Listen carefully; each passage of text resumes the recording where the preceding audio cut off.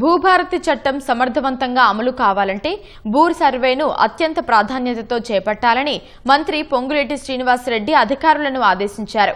రైతుల భూములకు పూర్తి భద్రత కల్పించడమే ప్రభుత్వ ప్రధాన లక్ష్యమని ఆయన స్పష్టం చేశారు.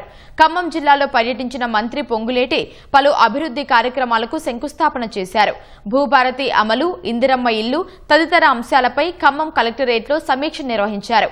భూభారతి సమర్థవంతంగా అమలు కావాలంటే భూ రీసర్వే తప్పనిసరి అని మేధావులు సూచించడంతోనే ప్రభుత్వం ఈ నిర్ణయం తీసుకుందన్నారు. రైతులందరూ వాతావరణానికి అనుకూలంగా పంటలను సాగు చేయాలని మంత్రి సూచించారు.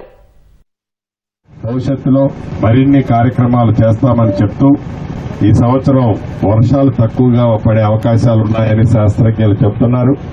పంటలు కూడా రైతన్నలు దానికి తగ్గట్టుగా ప్లాన్ చేసుకోవాలని మనస్ఫూర్తిగా రైతన్నలందరినీ కోరుకుంటున్నారు. మీ ప్రేమ అభిమానాలు ఆనాడు ఎలా ఉన్నాయో ఎన్నికల ముందు భవిష్యత్తులో కూడా అదే విధంగా ఉండే విధంగా ఈ ప్రభుత్వ పనితీరు ఉంటుందని కూడా తెలుపుతూ